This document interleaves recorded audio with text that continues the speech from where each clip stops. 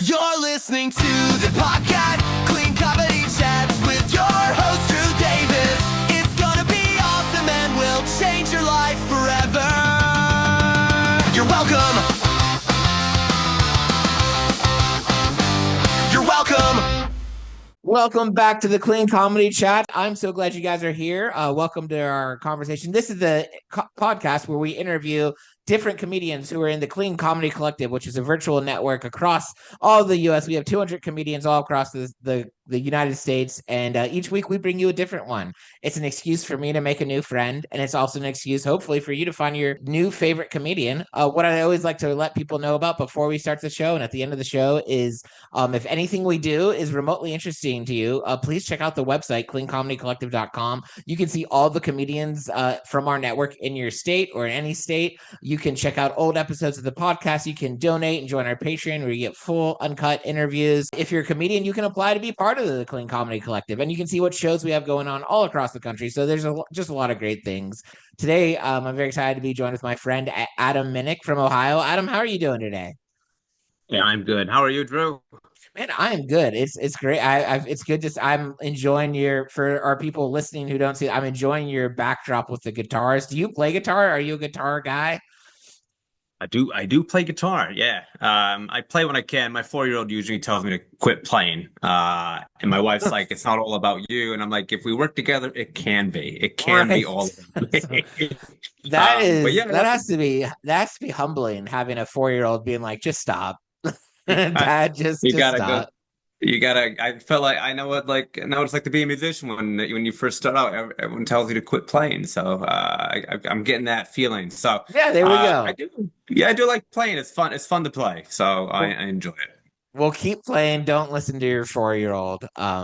Listen to me instead. Adam Minnick has worked in corporate comedy shows and comedy clubs all across the U.S. cities, as well as the Comedy Lounge in Perth, Australia. He has also performed at the Holland America cruise ship called Zandam. I'm not sure if I'm saying that correctly. He is a dry bar comedy special and is the author of a children's book, The Adventures of My Crazy Uncle Adam. So he's done a lot of stuff, and we're going to get into it today. But before we get into the bio, Adam, we're going to ask beyond the bio, who is Adam Minnick? Who are you past the stuff that we can read about online? Who am I? I'm a dad. I'm a 4-year-old who's feral. Who's a quite feral child. Married guy. So and on top of all that, and doing comedy. So that's kind of who I am, I guess. Yeah, I get home from the road and I'm taking care of a 4-year-old and trying to listen to my wife's demands. So that's kind of where we're at. But yeah, that's kind of I guess that's who I am. I've never really been asked that question before, but I do. It's a good question. Have you given yourself structure so that, because you're traveling a lot with comedy, but you need to be home to be with your 4-year-old? Have you created a system where you're not missing him growing up, or do you have any advice for comics who have to do the similar on that? You know what? What I do is during the week, I know comics do open mics every night or almost every night. Mm-hmm. I pick basically 2 nights a week to go out. I'm gone on the weekends. I don't want to be gone every single night of the week. I want to be home with my kid. And then it's tough when you're walking out the door to go to a mic and your kid's like, "Go, don't go. I'm going to miss you." And it kills me. But I'm like, I'll be home. I try to hit the early open mics. And I'll be home to, put you to bed, read some books to you. And we do that. If I happen to have a show in the middle of the week, I just do one open mic. And I go to music open mics for the most part because I get 20 minutes as opposed to 5.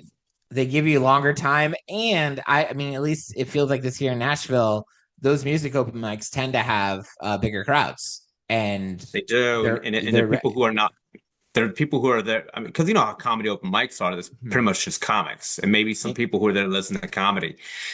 Music open mics, they got people who are there to listen to music, and there's a lot of people that show up to that because their friends show up, their family, and then and sometimes kids will do some play guitar or piano, and then the kid's family comes out. And since I do clean comedy, I'm not afraid of offending anyone.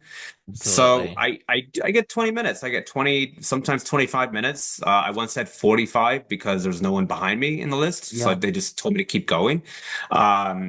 It's so like it's kind of working smarter, not harder. It'd be great to go out every night, but I don't want to do that with my kid and my wife. Right. I have to say my wife as well. I just can't say, I can't think legally I have to say my wife. But that's just what I do. I get my time is very limited, so I get two. Sometimes if I plan it, if I get out the door early enough, I make dinner for the family, and then I get out the door. If I'm out early enough, I can get three mics in for one night, and that's an hour right there. That's an Yeah. hour of practicing, of working on stuff. So yeah, It's really that's smart. kind of what I Yeah. do. Yeah. Trying to figure out, Adam, when did we meet? I was really trying to figure out the first time we ever did comedy together. The I don't think this is the first time, but it's like the first time I remember it was we did the International Storytelling Festival in, well, not festival, but the center in Jonesboro, and then followed by Ali Ray's in Knoxville. But I feel like we knew each other then. So I was like, well, where the heck did we meet? And I don't know if you remember that, and it's okay if you It, didn't. you know what? I think it was International Storytelling Theater. I think that was the place we met. Oh, okay. Had to be it. Yeah, Yeah. I can't think of earlier than that, but for some reason I felt like I knew you before that show. So, but maybe not. Maybe I'm We wrong. just chatted. We had chatted before that, I think. Yeah. But yeah. So I use that second show, the Alley Ray. I actually, when I work with and consult and talk to people about feature sets and headlining sets and stuff like that, I use that second show some often as a reference because I don't know if you remember it, but it was kind of a rough crowd for clean comedy. Like it was no, that show is a weekly show or was a weekly show for, and usually they were open to yeah. whatever comedy. And they booked us specifically for a clean weekend. And I remember I was featuring and you're headlining. And I was remember thinking as I was featuring, I was like, these people probably want a little bit more spice to the comedy. And but when I talk about it and I teach about it, I talked about as the feature. I realized that wasn't my call. I was like, so I stayed clean in my set, even though I kind of knew the venue well enough to know like you could get a little bit more blue if you wanted. But since I was not headlining, since I wasn't the main event of the show, I was like, I don't want to make that call. And so as a feature, that's a good thing to realize is like you're not the center of attention kind of thing. And so Right. I think you stayed pretty clean. But like the what I use as a teaching experience with people was like, but I realized like I'm not going to be one that breaks the not clean seal at a show that's branded clean unless I'm headlining and unless I know You know what? real confidently that it wouldn't be a bad thing.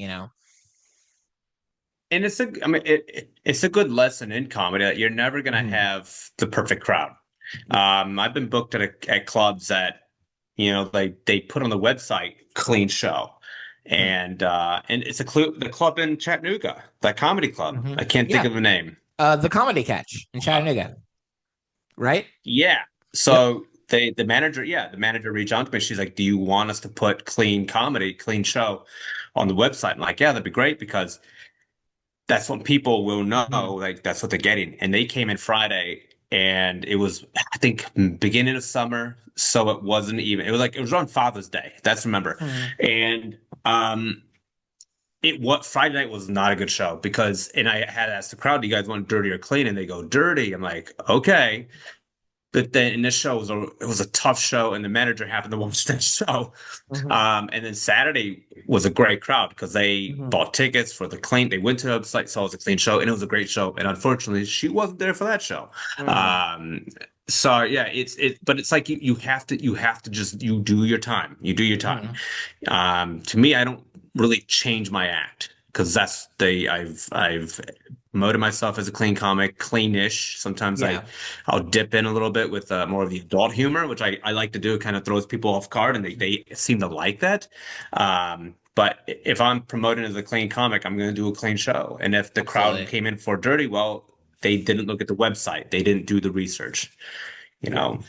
It's never going to be perfect. When it's a small enough room, I'll occasionally ask at the beginning of the show, and if it just is a resounding like, and even I've learned even my not clean stuff is clean by a lot of standards. I don't have a face for crass comedy. It makes women very uncomfortable, and so I just learned to and just my authentic the stuff I write is but some of it's like a little spicier. Some of it is like I Yeah. wouldn't do at a church show or whatever, and it's just especially with clean being such a subjective term, you want to know whoever booked you when they say clean, what do they mean?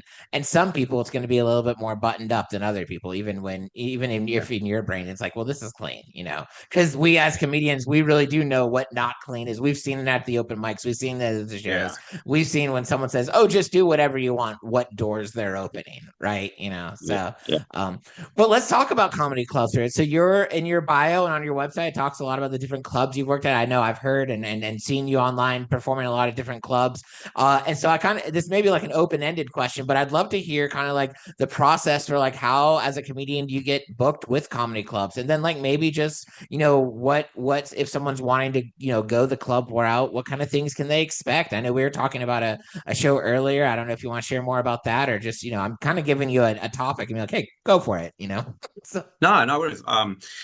Getting into comedy clubs it's a difficult thing because club managers get emails, so many emails every day. You kind of have to know someone who's working the club to get in, to give you a guest spot or bring you along to maybe host or open for them. Like the Funny Bones have a process. You have to go to Columbus to get passed. And I've done that. I've gotten passed. So then they book you in the Funny Bones nationwide. The Brad Garrett's Comedy Club in Vegas is a very difficult room to get into. And they don't do guest spots. They don't do showcases. They do shows every single night, one show a night. But I knew the manager when she was in Chicago at a comedy club there. And so that's how I got in. But since I also work clean, and she's like, I'm looking for clean comics. And I would not recommend any comics to try to message her because she probably won't respond because they did so many submissions. They have to have you also have to have a comic vouch for you to get in there. The Comedy Castle in Detroit is another really tough room to get into, and for a couple years I could never get in because if you don't get booked in September, you're not going to get booked for the year. Mark Ridley does his bookings for the year. However, I had booked a guy who does their booking. I booked him to do a headline for me for a show, and he saw my stuff. He's like, "Hey, have you tried getting in?" So yeah, so a lot of it is you have to patience. It's emailing to do showcases. If you happen to be in a city where the comedy club, ask if you can do like a 5-minute guest spot. They'll sometimes be cool with that. A lot of clubs are kind of cool about that. Yeah, and it just depends on the comedy club. There's clubs I've emailed once a month. Nothing. So and comics have to keep in mind you have to be persistent, you have to be patient, but you can't be annoying. You have to send your avails once a month. You have to hit up once a month. They don't want bombardment they don't want to email every week because you're going to basically get blocked and they're going to write you off as annoying. So that's I gave you a lot of information on how to get into comedy clubs. It's so good though. If there's a club in your town, hang out at the club. Go hang out. Get to know the manager. Get to know the people, the comics who are working there. They'll have They'll have a showcase night. They'll have a booked open mic night. Go Bananas in Cincinnati. That's the club you got to hang out at, and they can see you. And they do a booked open mic, which is a great open mic on Wednesday nights. And they all watch you. So. It really is just getting, and this is what I found really helps is getting a great electronic press kit. An EPK, having it professional, having it like I do them for comics, but a short bio, a professional headshot, two short clips of your comedy of your act, your socials, the links to all your socials. I used to send out emails with links to a couple videos, like, hey, my name's Adam Minnick, blah blah blah. And then I found out doing electronic press kit, you get to send that to them and they just click on it, it takes them right there instead of doing control, copy, whatever. When we're talking about comedy clubs, I liked what you were saying about, and because it really comes down to it's a business of relationships. Who you know, connecting to the right people, and the longer you do it, the more you build those relationships. And I even tell like new comics, like, don't just build relationships with the people you think are like up top, and like build relationships with your contemporaries, because if you keep doing comedy a while, that person you've been doing with open mics may eventually be touring, may eventually run a comedy festival, or may eventually book a room. And those people who are just your buddies will eventually have. And then just like you were seeing with your friend who needed a clean comedian, they're like, well, I know Adam works clean, so I'm going to reach out to them. because it does come down to and the truth is we have to send our avails and we have to regularly reach out to places. And I know for me, it's hard not to take it personally when you don't get those answers back when you don't. But the truth is, it's very much not a personal thing. Oftentimes, if a room doesn't book us, in their defense, maybe they're looking at us and like, oh, that's not what I know would work in my room. And maybe you're not right. subjective. Maybe you're not right for a fit. Not a right fit for that room. I mean, they don't think you'd be a successful comic because that's not the type there's a club around here that you can. They just it seems like every week if you go to a show, it's going to be a dirty show. It seems like that's the type of all comics they're booking. So I'm like, I'm not getting bent out of shape because I'm not getting booked. And it's not you have to just. And it's hard not to take it personal, but you have to just like this is a business, and if you don't get booked, you don't get booked. And then maybe I've gotten booked just because I've stayed patient with just emailing avails, and they finally got back to me. It's like, hey, I'm so sorry I missed this. Sometimes they don't even see the email. It's also out of sight, out of mind. Often, if you get to the point where like, well, I'm just done. I always tell people like if you stop emailing a place to get booked, like maybe if you were emailing them, you only have a 3% chance to get booked. But if you stop emailing them, that's a 0% chance. There's no like that's so yeah, I get that. Now you on one of your one of the other things we read about on your bio is you've done you did at least one comedy cruise. Do you do frequent comedy cruises, or have you did one the Zamdam or and what was that like? Yeah, Zandam was good. It was interesting. I'd never done a cruise ship. And it's interesting because it's not like a typical comedy show. You are an entertainer. The guy I worked with, he's a ventriloquist. He was saying, you're not a comedian, you're a ventriloquist. So I know a lot of comics. He said, I know comics and their entire set is all street jokes. And they make a living doing street jokes on cruise ships.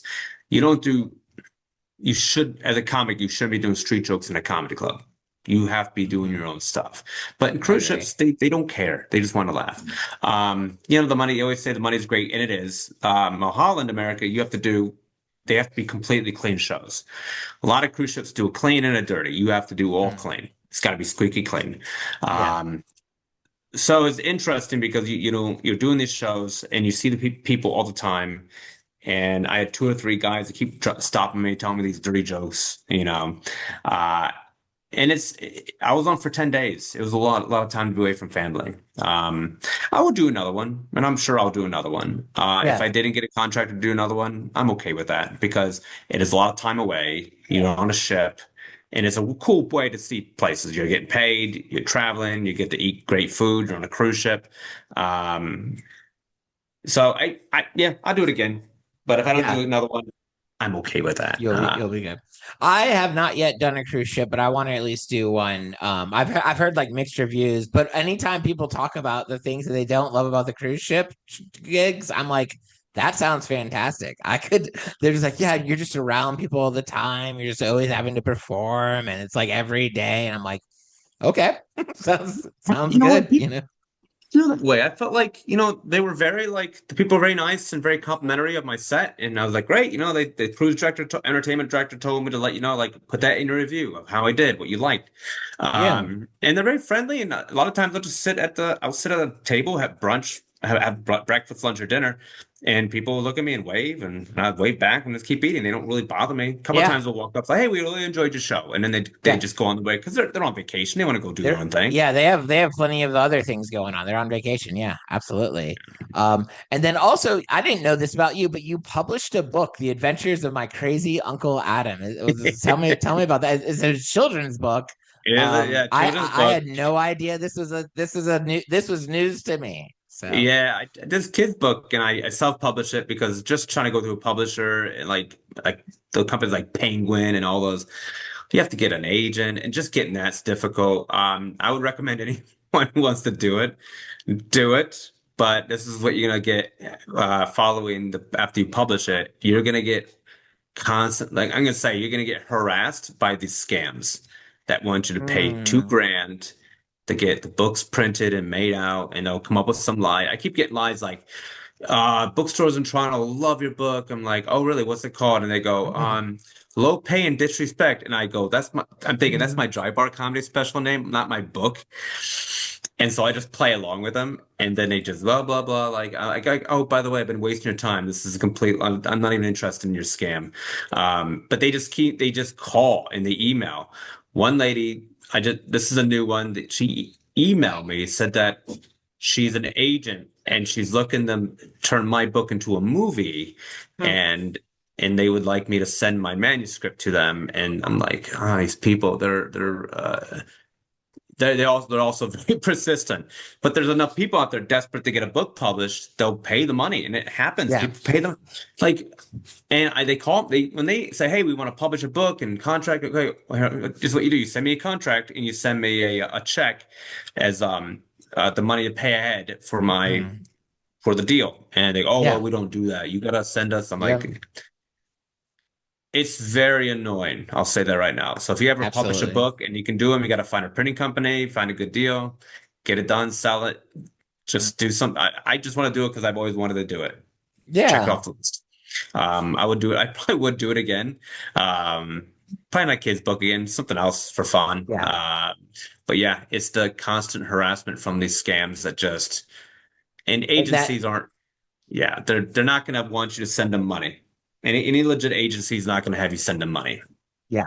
And it's so important to keep note of that on so many factors of entertainment and in stand-up comedy with trying, because you're trying to get booked, you're doing the cold calls, you're reaching out to every opportunity. And what you learn the more you do it is not every opportunity is an opportunity. It may look great when you see it on social media or when you see an email about it or whatever, but you start learning like the red flags that as you're doing it, you're like, I think a while back, maybe a year or two ago, there was like a guy, it looked like it was like a brand new festival, brand new comedy festival. And then, I could tell pretty early on and I got out of it, but I was still on the mailing list. I still got mail, but then comedian after comedian after comedian, I was like, oh yeah, this is like a scam. This is a big one. And it's just for new comedians, that's just something you want to watch out for. Not everyone is, and it's for any kind of entertainment. I mean, I know people who do modeling and acting who say, the same thing. It's just you gotta it's so tempting because we're always shooting our shots and then you get enough people ignoring you because they're busy and they're not reading their emails and stuff like that. And then when someone finally pays you the attention, you're like, oh my gosh, this is my big break. And sometimes it's just not. So. There was a festival I got into, and I'm not going to say the festival because I'm sure that was fine, but it looks like it was fairly new. But I didn't go because my wife had something come up with work, and so I had to be home with our 4-year-old. I couldn't leave because then she had to leave. And I would read like the Facebook posts going on during the festival. I was like, "Hey guys, get down here. There's nobody in the audience, so come down, try to fill these seats." Like, I'm not flying to the city to do a festival for just comics in the seats. I need like people who are from the industry who are booking. Absolutely. There's oftentimes with festivals, it's like that there's different reasons why people do festivals. And sometimes it's like, well, who from the industry is going to be there? Because that would dictate if I'm going to fly all the way to this, place to shoot my shot kind of thing, That's the thing. Like, you want to find the festivals with the industry, and the tough thing is the ones that have the industry are the hard ones to get into. Yep. Unless you just want to do a festival just to hang out with comics. And as much as I love hanging out with comics, if I see a comic at a party, I'm going to hang out with them. Yeah. But as much as I love hanging out with comics, I don't have time to pay money and go to a festival and just hang out with people. Right. I'd rather take that weekend to find a book gig, or I'm going to be home with my family. Absolutely. I will add to that though, for newer comics, so maybe that is when those kind of festivals, you look for the ones that are closer to home. Because you're building your network. Those comics who are just coming to the festivals, they may eventually book their own stuff. So you might still be able to get work from it. It's just very true. And those are good to go if you're within, like, if you're still under 10 years, those are good to do that because you're getting stage time, you're getting reps, you're working with comics. Maybe some comics on that festival will have we'll give you some nice advice. You can do some writing. You can do some cool things. See a new city. Maybe you've never been to it, a new town.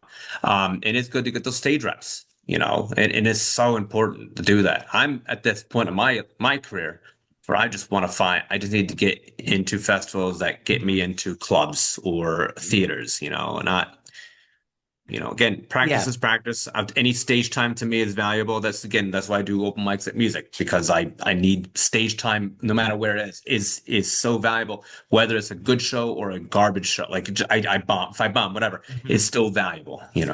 Yeah. And it's interesting. I think this might have come up in one of the earlier interviews I did, but uh, there are points in your comedy career where you learn it's important to say no, or I don't do those things anymore, or just because you're consolidating where you're putting your time and energy and effort in. So like when I first started doing comedy, I was all about I'll take every single gig all the time, constantly. Me too. More stage time, more exposure, meeting more people. I didn't feel like I had a product yet that was worth paying tons of money for, like I was still getting to that point. Now I don't do as much free stuff, especially when it involves traveling, or if someone's wanting me to produce a show, especially locally. I started with one free show that I did, and now it's not a free show anymore. It's grown to the point. But after I did that one show, whenever people would be like, "Hey, could you come produce this show for me?" I'll say, this is the budget for it. And then if they say no, I don't like to be like, well, then you can't afford me. Which is kind of true, but usually the way I phrase it is like, well, I can help. I can't do that for you for that budget or for no budget, but I can help you find a newer comedian that would want to. But then the subtext is you get what you pay for. And as any comedian, as you're developing your act, as you're developing your career, there gets to a point where it is okay to say like, no, if I'm going to go to a festival, it's going to be ones where there's going to be people in the industry where I can get booked at a club, or I can, and there's nothing wrong with it, nothing wrong with, deciding to charge extra than what you were before, or that kind of things. But I know for me, in those kind of decisions, I've often felt guilty about it. It's like, oh, I don't know if I want to turn down this gig or increase what I charge or like whatever. But what I feel like people do as you grow in your act. But anyway, there's these booking websites that will have like this is their budget, or they'll say don't really have a budget listed. And there's one I go through. I get a pretty decent amount of work out of it, and I don't really post this on there, but the other one I do. I tell the people, I go in my email to them, I go, look, if you don't choose me, that's fine. Do not pick the cheapest comic. Right. Because if they're willing to do 45 minutes for $20, there's a reason they're willing to do 45 minutes for $20, because no one will book them. Maybe they're so new, or maybe they've been doing it so long they're just not good at it, and they're just desperate to work, and they'll drive the hour to do $20 for 45 minutes, And then assuming they do bad, which honestly they probably will. It just sets such a bad taste of comedy in the mouth of that venue or whatever. Like it does more harm. And if the people at the party or the celebration, whatever, has never seen a comedy show, never seen comedy, they'll be like, "This is stand-up comedy." But yeah, I mean, but I'd tell them like, I might not be a fit for you, but just don't pick the cheapest person, Right. Or I can let you know, I can recommend, I can guide you if you need some guidance on how to set the show up. Let me know. I'll be happy to do that. Yeah. I won't charge you for it. But again, don't pick the cheapest person, because you will regret it. You get what you pay for. Yeah, which we understand this in all other facets of life. Like when you're picking out new tires for your car, or like when you're like, do I get the gas station hot dog, or do I go to this place? Like we understand like all these things, but for some reason, when it comes to comedy, a lot of places when they start the conversation. I mean, I literally saw it in an email where it's like, we could talk about budget, or you guys could do it for just tips or free. And I'm just like, I mean, we could, but we're not going to drive that far just for tips and free. Like that's just like, we're not going to, and even if you're a community who's, cause you talked about how you make time for your family and for your kids. And if you're going to go out to do comedy, it's gotta be a good reason, because you're taking time away from your family. My wife's like, are you willing to drive the 2 hours to do a show for $50? I'm like, first of all, I'm not going to do that for $50. Yeah. It's got to be enough for me to leave my family for the night and then be on the road. You got gas, you got miles, you got to get a hotel. I mean, I try to work the hotel into the contract, and if not, they got to pay a little extra so I can get the hotel. Exactly. I'll always when I tell them it's this much if I don't have a hotel or this much if I do have a hotel. The without hotel is always like way more expensive to instigate them to be like, oh, look, we can find you a hotel, you know. Yeah. So, but so we were talking a little. I mean, briefly, you were talking about just kind of. Well, I don't know if this is something you've talked about, but this is something I'm thinking it was a good tie-in, and then we got talking about something else. But I'm just interested. Do you have any current comedy goals for yourself? Things that you'd like to see this year, or just in general? It doesn't have to be a time frame on it. I one of my goals I want to do is get into like one of the bigger festivals. Because you get into one of those, that can really open to some really cool doors. There's possibilities of a Tonight Show, do a Tonight Show set. That's really my next goal would be like a great festival, and then being able to get into get some kind of late night set. Because I feel very, I don't know, I've been headlining, which is if I look 20 years ago, if I started and if I knew where I would be, I'd be like, no way I'm going to get there. No way I'm going to be headlining theaters and some clubs, some comedy clubs. Would I ever get passed by Funny Bones, whatever? And so I feel like I've done all those things I wanted to do, but I feel like I feel very stagnant right now. I feel like I need to go try some bigger things. So Right. I'm kind of getting, I don't want to say bored, but I feel like for me, I just need to do more. Career-wise, I need to do more. So I think that's kind of where I'm at now. Yeah. I just need to if do you more. if you could, what would be your what would be your ideal festival? Like Big Pine, the Laugh Out Loud, which I don't know if they're still a thing. But yeah, what are the ones that you're? I think Laughing Skull is one of them. Big Pine's another one. That's be a really cool one because I mean those festivals, they don't take a lot. Those are the festivals I want to get into. And if I don't get into them, I at least want to have a really great set I can send in. And then maybe something happens, someone can't make it. They're like, look, you were the next stop. We'll put you in. You never want to shut those doors.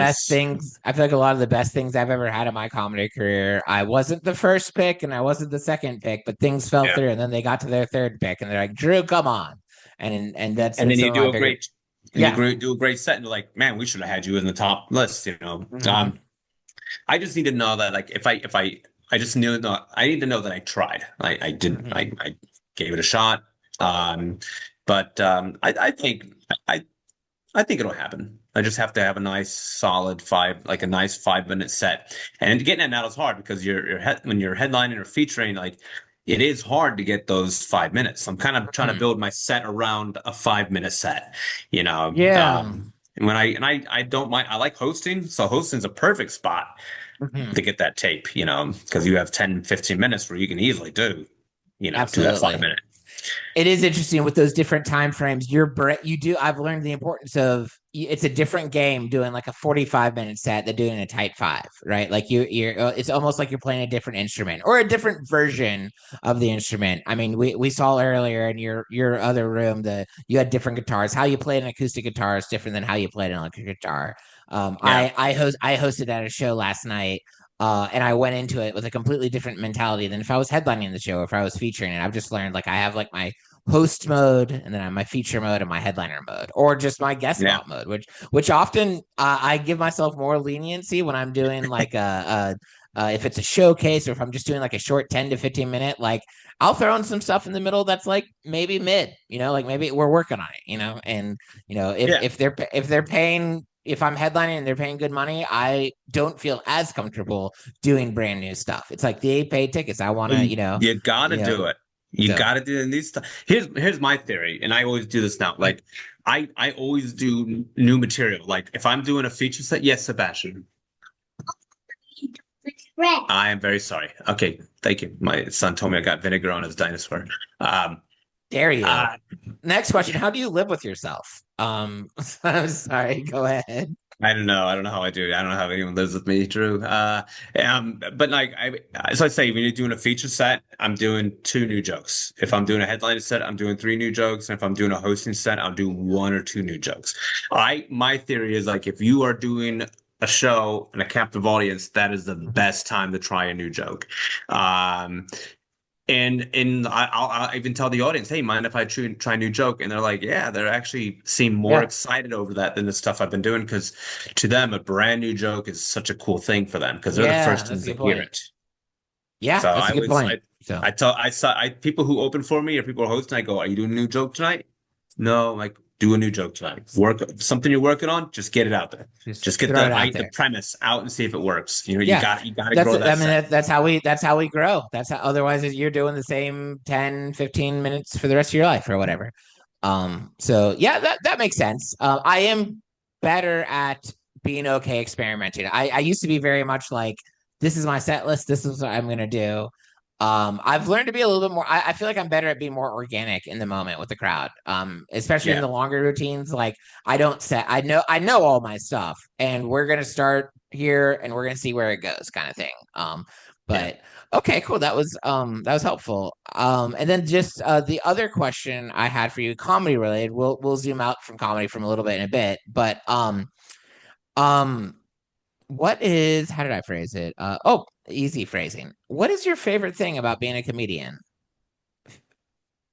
Oh my gosh, there's a lot of cool things about being a comic. I think the one thing is getting those laughs is just it's like the best. Even a joke. I just did Niles, Michigan, the club Underground Laugh Lounge, Oh yeah, I'm going and there in June, I think. Saturday night was Yes. sold out, and it was just. And I'm very tough on myself with shows. But this show Mm. it was a killer show. It was one of the best shows I've had. Everything hit. A new joke, a couple new jokes hit. Um, and I would say 98% of it hit great. And it's one of those Yeah. nights like everything lined up perfectly. Um, and you like if I had any type of cancer, it's been cured. Like it's that Mm. the laughter, just the feeling of Yep. that. You felt like you were on just like the best. It felt, Yes. but I was doing this theater in Maumee, Ohio. Beautiful old theater. It's Art Deco, which I love Art Deco. And the show was okay. It was a much older crowd, but there was a lady stage right, an older lady. She just laughed at everything. And then after the show, she came up to me and she's like, you know what? She's like, I really needed that. I had a really hard 2 weeks, tough 2 weeks. And just coming tonight, just it was such a good thing for me to come out and laugh. And to me, that's a great feeling because she has something's going on in her life and she Yeah. chose to come out and then just we were able to help her feel better about herself Yeah. and as much as that show didn't go how I wanted to go because it could have gone a lot better, it was an okay. If I gave myself a grade, I would have said I gave myself a C. Mhm. Um, but um, but then knowing she did that, like there's no grade for that, but just knowing I made her feel better, that's probably one of the reasons why I love doing it. And then just cool rooms to get into. Like the fact I got in to do Brian Garrett's Comedy Club and I did a week in Vegas. My name was Mm. on the main strip in Vegas on the huge MGM billboard. Like to Yeah. me, like that's a really cool thing to know that like I've felt like I've come a long way to get to that point, and like doing dry bar was a great thing. You Mhm. know, that's a really cool opportunity. But at the same time, I also consider myself very lucky. I feel very lucky. So in this business is so much based on like luck and who you know and the timing. I mean, anyone will tell you that. Ray Yeah. Romano talked about that on Conan's podcast. He was saying like he really wanted to be a head writer for Conan's show, and he didn't get it. And then if he had become the head writer, he may never have gotten Everybody Loves Raymond. Yeah. That's right. And he did. He Because he was in the would. pilot. He was in like the pilot of News Radio. Remember that one of my favorite sitcoms of all time. One of my favorite sitcoms of all time. But he was let go. He's like, Mm. career's done. Like I got fired from a TV show. Like this is, But he said, had those things never happened, I may never have gotten Raymond. So Yeah. So it's all and about you luck never, and yeah, all timing. those sometimes those doors closing leads you to shoot for another shot, and Yeah. then that ends up being the big one, and but that's a good point. But and also I think it's so important that we acknowledge, I like how you talked about the person whose night you made with your show, even though you felt like the show overall might have been a mid show, because it's so important to remember the essence of what we're doing as comedians is we're providing laughter and entertainment and sometimes escape from rough weeks or a rough day or something like that. And that we forget about it because we do it so often. I don't know about forget, but like I kind of lose sight of that sometimes. It's I'm doing comedy shows 5, 6, 7, 5 or 6 times a week. So like just the whole making people laugh thing, it's like, well, yeah, that's what we do. Yeah. But when you take a moment and zoom out a little bit, you can really appreciate the I hate to sound arrogant, but I'm not saying about this means specifically about all of us comedians, the gift that we're giving people by entertaining. That can mean a lot in a lot of ways. So that's Well, cool. I am God's gift to comedy, Drew. Come on, Like, we I know mean, that. I am it's on. true. Yeah. So I yeah, it's I not walk on arrogant water, if it's Drew. just Come true. You're not bragging if you're just being honest. You're just not lying when you say it. Well, now aside from comedy, Adam, what are you currently nerding out on? What is the thing that's taking up your brain that's not stand-up comedy related? Gardening. And It's coming up. Spring is coming. said I gotta get. gardening. I Okay. love plants. I get the plan out landscaping for the backyard. I'm gonna build a tree house fort for my son, play thing in the backyard, and I'm excited to do all that planning. I enjoy that stuff. I enjoy being outside doing that. That's kind of what I'm on right now. I love that. I Yeah, love it's that. cool. Yeah. It's you're out in the fresh air and the trees and see the butterflies and the bees. I love all that stuff. Very cool. I wish I loved that stuff. Here's the thing. Even as a small child, I had severe, intense allergies. Like any outside Yeah. sport, I'd have trouble breathing. Any yard work, I'd have to go in and like Benadryl up. So like I always feel No like God. nature's Yeah. trying to kill me. So like I've never gotten into like the beauty of just being outside and hands in the dirt and all. And I see it on TV and I think like, oh, that would be cool. Or I hear people like yourself talk about it. I'm like, oh, well, that's awesome. But We have a creek. We have a creek in our backyard, and it's been a lot of rain. So my son was down, and I said, "Do not go in the creek because it's all runoff from the roads." mhm, He's like mhm. act like he's fishing, and I'm a germaphobe, so like seeing that, it's just like, ooh, yes. I've gotten Just better let at him it. wash off with a hose, Oh and my then he'll be God. fine, right? Yeah. I'm getting better at being a germaphobe. But once my son came along, like the pee doesn't bother me and the poop doesn't bother me. I gotten used to it. Uh, So listen, if if there's anyone something, listening to this is a germaphobe, just have a kid. That'll just a help kid. you overcome your germ If phobia. there's pee or poop, I mean, like, it's just pee or poop. But I mean, if it's any of the liquid, I'm like, what the hell is that? Yeah, it's But like that but shouldn't be in a person. but I like being in the dirt. I like doing that. I don't mind that. So, but yeah, that's kind of what I'm working on. I'm gonna go after this podcast. I'm gonna go out and dig some holes. I gotta move our fig tree over. It's just I planted it last year. I gotta move it over to where there's more sunlight. So I like all that stuff. That is awesome. Well, now we've reached the portion of, I mean, that's awesome for you. I'm never going to touch dirt ever in my life. I mean, I'm kind of kidding, but also like maybe not.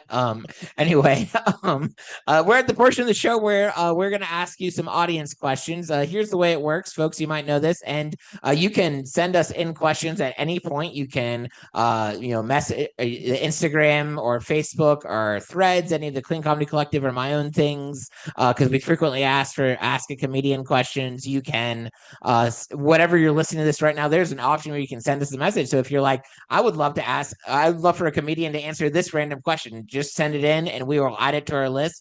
But Adam, the way it works is I'm going to you can give me 3 numbers between 1 and 41.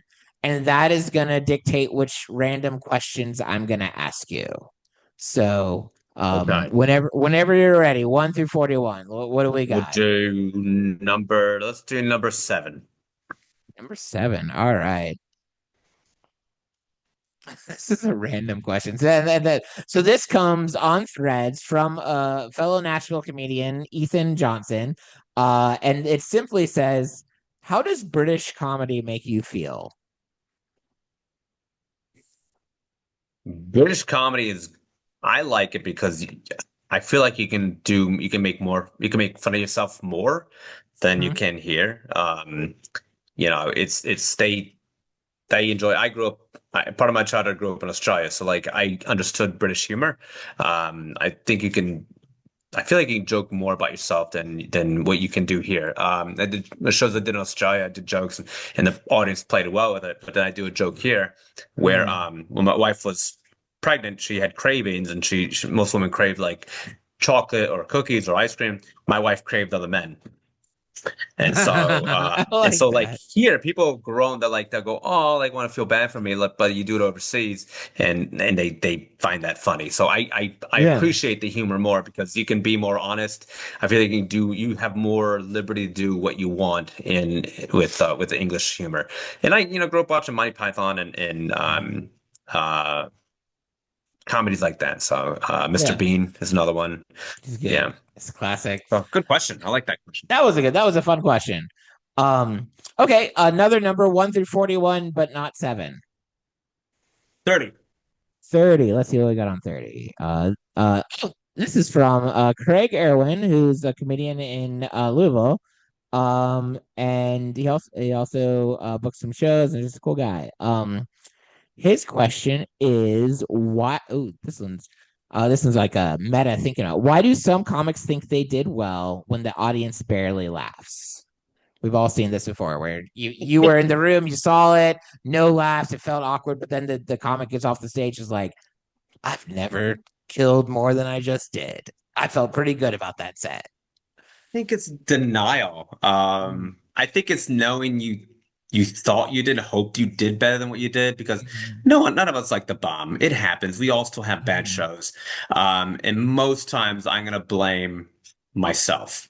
Uh, but I again, like I was telling you, when I did Louisville on Thursday, like the jokes I was doing, they're all jokes that have just killed in the clubs. They've done great in theaters and clubs and that, which is why I picked them out to do for my 10 minutes in Louisville. And then when I did them at the show, like it was a tough show. I got some laughs, but not like it should have been. And I know like I feel like I ate it. I will blame the audience on that one because they was a bringer show. All the comics brought their friends. It's 5 comics, so clearly I wasn't for them. But most times, I would say 90% of the time, if I don't have a good show, I blame myself. Like I'm just not I'm not their type. So I think when a comic does great on stage, they think they did great, but you could tell they struggled or they ate it. I think part of it's denial. Yeah. If you They're telling themselves what they need to tell themselves to keep going. you have to they need to hear that they did great even though they didn't.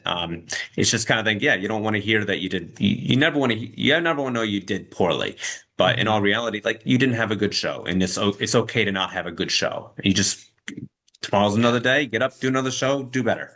I think that's what it is. I think again, no one wants to bomb, and no one wants to admit they did bad, but Yeah, it's part of I it. don't like Sometimes it happens.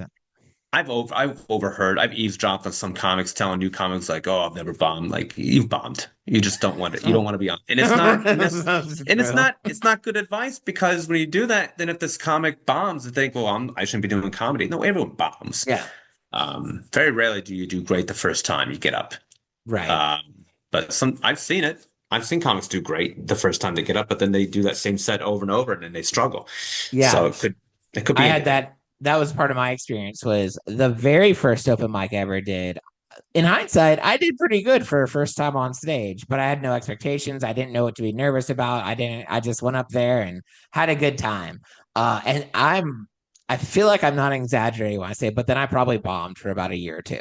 Probably did do well the first day. So yeah, the first one seemed okay, but then after that, it was. Ray Romano talked about doing the first time he got up, he did well, and then after that, he did poorly, and he quit for a year. Got up again, bombed, quit another year. I mean, it took 3 tries to stick with it. Yeah. The first time I got up, I bombed. I ate it. It was bad. It was just silence. So I would admit that. I'm not afraid to admit that. It's not. It's almost like you're afraid to admit that you're wrong when you do badly on stage. You know. Yeah. Or that it makes you some kind of failure. But I mean, the truth is like there's so many factors that can lead to a bomb, and some of them are internal. Some of them, some of them sometimes it's how do you make that joke better? What do you need to change? How are you feeling? But some of it, and then some of it is like, oh well, that was the room I was in, that was the circumstance, or that was, and so we just gotta learn as we go. Okay, let's do one more question. 1 through 40. This is fun. 41. Yeah, I like this. This is my favorite part of the show. 1 through 41, not the other ones you mentioned. Let's do 23. 23. All right. Here we go. Facebook from Catherine Rogue, who's also a comedian in the Clean Comedy Collective. Um, what do you do in your scene to help lift other comics or venues or other skilled folks up? Hey, good question. So I remember doing it was a booked mic at Go Bananas. This is probably maybe 6 months ago. And there's a comic. I'm not gonna say her name.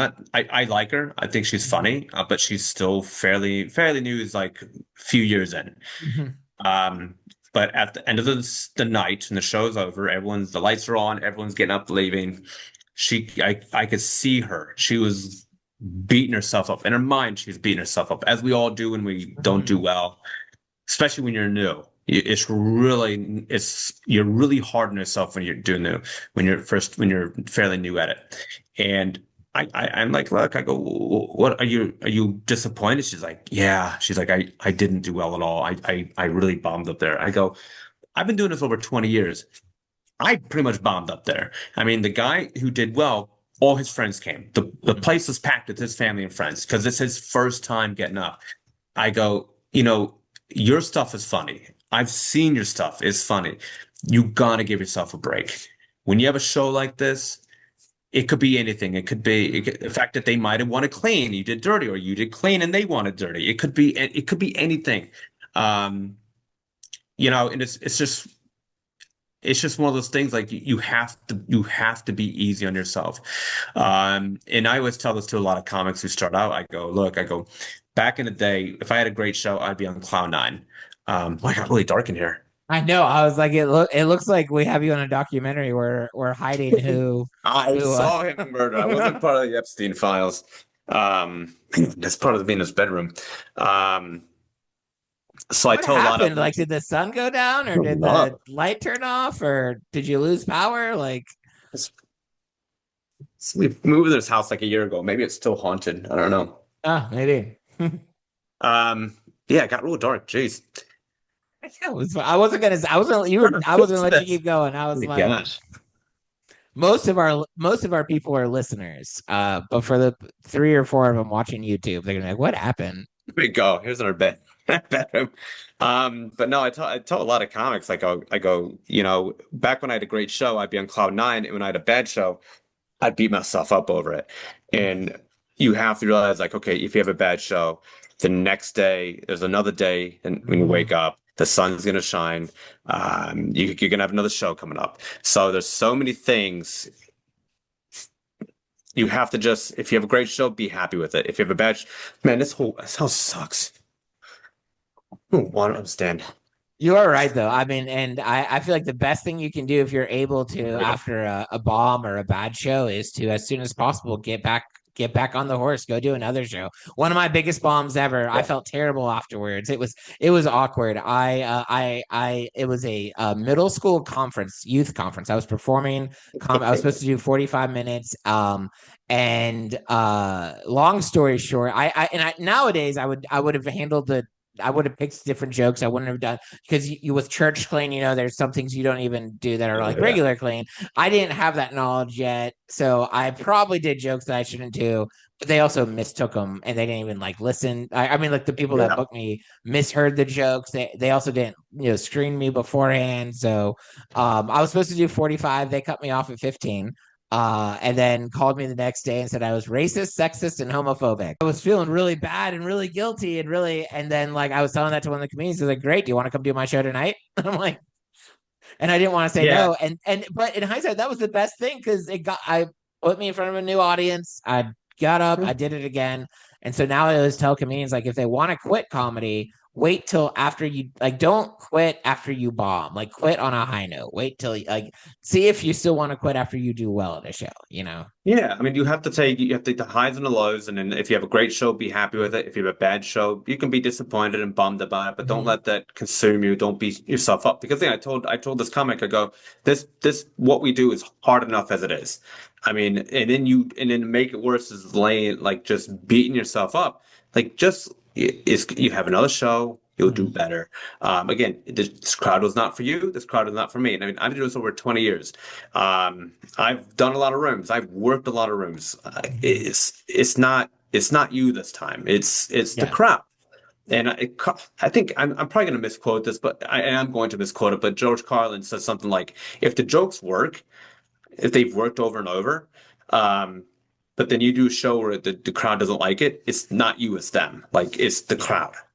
Yeah. That's why what we do is so hard, because you can't predict what they're going to want. They might want clean comedy, but you might not be clean enough, Right. or you might not be. Maybe you're too clean, and they Yeah. don't want it squeaky clean. They want it clean PG-13. So that's the time So I do. we could just do our best, like we just do our Do best. best. We learn and adapt as we can, because reading the room is important too. But Yeah, sometimes you do your best. You gave an educated guess on the material, and afterwards you're like, okay, that yeah, wasn't the best for that room or whatever. But yeah. Just um, yeah, be I'm easy on sorry, go ahead. yourself. Just Yeah, take it easy on yourself. If you're new, be patient. Be easy on yourself. Don't beat yourself up if you don't have a good show. That's kind of what it is. Just yeah. write, get up, tweak. So Yeah, I love it. Well, first of all, thank you so much for being on this podcast, agreeing to, especially coming back when I had the wrong day. This was our set. I completely forgot, and then it worked I out because did you too. completely I forgot. I So, forgot as well. And I'm glad so you got to maybe see the our whole Lord just house. didn't want us to have a podcast that day. It was a great Wednesday. It freed up. Before we let you go, is there anything you would like to promote, Adam, in general or specifically, or the floor You is know, yours to tell us. just follow me. That's really if I'm in your area, come to a show, it'd be great. If you're a comic and I'm in your area, you want to do some writing, hit me up. I'm happy to write during the day with you. As you know, comics, we have nothing but time during the day when you're Mm. doing a weekend at a club. So, happy to do some writing. If you want to pick my brain on writing, happy to do that. So yeah, I'm open. I love talking comedy. I love talking shop and all that. So, but yeah, look on my website, adamminnick.com.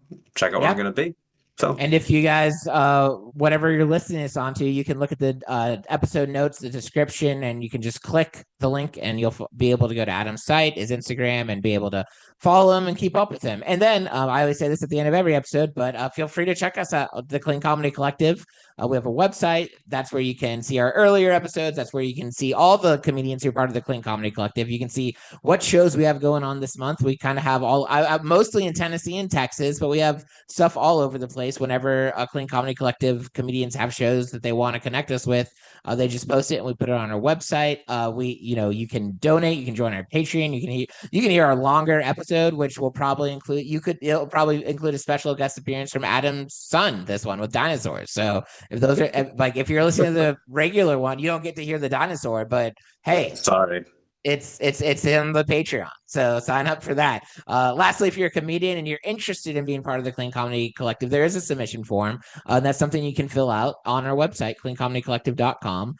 Thank you, Adam, so much for joining us on this episode, and thank you everyone else for listening, and we'll see you next week. Thanks for having me. See ya. Yeah.